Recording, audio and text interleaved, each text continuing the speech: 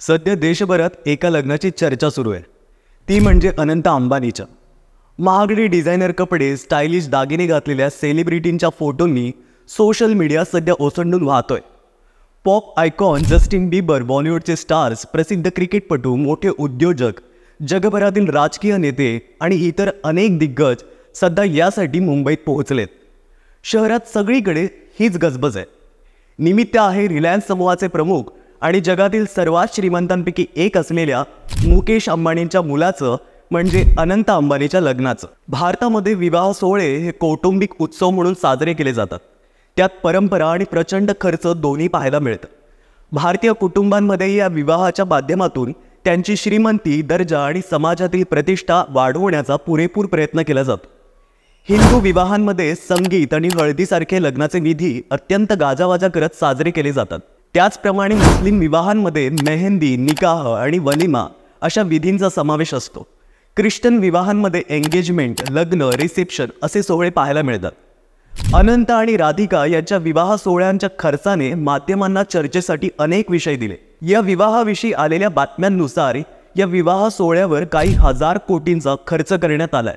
पण फक्त अंबानीच्या खर्चाच विवाह सोहळा नव्हे, तर भारतीय समाजामध्ये प्रत्येक विवाह सोहळा हा एक प्रकारे अभिमानाचं प्रतीक समजला जातो. प्रत्येक जण त्याच्या ऐपतीनुसार विवाह सोहळ्याचं आयोजन करत असतं. प्रत्येक कुटुंबाला जास्तीत जास्त भव्य दिव्य सोहळा करण्याची इच्छा असते. मग यासाठी कर्ज काढायलाही काही लोक मागे पुढे बघत नाही. भारतात वेगवेगळ्या धर्म, जाती आणि संस्कृतीमध्ये विवाह सोहळे आणि त्यासाठी केला जाणारा खर्च हा जणू जीवनातला अनिवार्य भाग समजला जातो. मित्र, नातेवाईक, सामाजिक वर्तुळासमोर अशा विवाहाच्या माध्यमातून कुटुंबाचं आर्थिक सामर्थ्य दाखवण्याचा एक प्रकारचा सांस्कृतिक दबाव यामुळे तयार होतो. भारतात लग्नांवरती होणाऱ्या खर्चावर काही रिपोर्ट समोर आलेत. या रिपोर्ट्सनुसार भारतातील विवाह सोहळ्यांशी संबंधित बाजारपेठ ही जवळपास 10.7 लाख कोटींची आहे. यामुळे बाजारपेठेमध्ये प्रचंड आर्थिक घडामोडी घडत असतात. तसंच सामान्यपणे भारतात शिक्षणाच्या तुलनेत विवाहांवरती दुपटीने खर्च केला जातो असं अहवालात म्हटलंय. देशातील खाद्य, किराणा आणि साहित्य बाजारपेठेनंतर ही दुसरी सगळ्यात मोठी बाजारपेठ आहे. विवाह सोहळ्यांच्या आकड्यांचा विचार करता भारतात दरवर्षी 80 लाख ते 1 कोटी विवाह सोहळे होतात. इतर मोठमोठ्या देशांमध्ये जसं की चीनमध्ये हा आकडा वर्षाला 70 ते 80 लाख, अमेरिकेमध्ये 20 ते 25 लाख एवढा आहे. पण खर्चाच्या बाबतीत चीन अजूनही भारताच्या पुढे आहे. एकीकडे लग्नासाठी घेतलेल्या कर्जामध्ये अडकणारा एक वर्ग आहे, तर दुसरीकडे जमवलेल्या बचतीचा बहुतांश भाग लग्नावरती खर्च करणारा दुसरा वर्ग आहे. दागिन्यांमध्ये केल्या जाणाऱ्या खर्चामुळे विवाहामध्ये होणाऱ्या एकूण बजेटवर परिणाम होत असतो.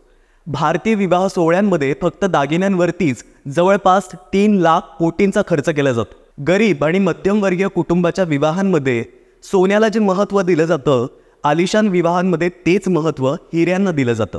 सोन्याचे दागिने हे दीर्घकाळापासून भारतीय विवाहांमधील अविभाज्य घटक आहे. नवरीच्या कुटुंबाकडून नवरदेवाच्या कुटुंबाला फोंड्याच्या रूपात दिल्या जाणाऱ्या दागिन्यांमुळे कुटुंबाच्या लग्नाचं आर्थिक गणित बिघडतं. पालक कर्ज काढून किंवा चिट फंडच्या माध्यमातून मुलीसाठी दागिने खरेदी करतात. दागिन्यानंतर विवाह सोहळ्यात दुसरा सर्वाधिक खर्च असतो तो जेवणावरती. साधारणपणे 2 लाख कोटी रुपये लोकांच्या मेजवानीवर खर्च केले जातात. पूर्वी गावाकडे लग्न व्हायची तेव्हा पंक्ती बसायच्या आणि त्यात नवरी मुलीकडचे लोक जेवण वाढायचे. आता तसं राहिलं नाहीये. गावात, शहरात सगळीकडे बफे सिस्टीम आली आहे. लग्नाचा खर्च त्यामुळे वाढत चाललाय. याशिवाय कपडे, मेकअप, फोटोग्राफी, इतर बाबींवर होणारा खर्च सुद्धा वेगळाच आहे. पूर्वी हळद आणि लग्नात फोटो आणि व्हिडिओ काढले जायचे, पण आता मात्र प्री वेडिंग, वेडिंग, हळदी, सिनेमॅटिक फिल्म असे अनेक प्रकार बघायला मिळतात आणि त्यामुळे खर्चात वाढ होते. भारतात विवाहाला असलेल्या सांस्कृतिक महत्त्वामुळे भारताबाहेर भारतीय विवाहांशी संबंधित बाजारपेठेला चालना मिळाल्याचं पाहायला मिळतं. डेस्टिनेशन वेडिंग ही नवीन संकल्पना येत्या काही वर्षात देशात रुजली आहे. विराट कोहली, अनुष्का शर्मा, रणवीर, दीपिका यांनी हा ट्रेंड जास्त फेमस केलाय. गेल्या वर्षी पंतप्रधान नरेंद्र मोदी यांनी भारतातच विवाह सोहळे करण्यावर जोर दिला.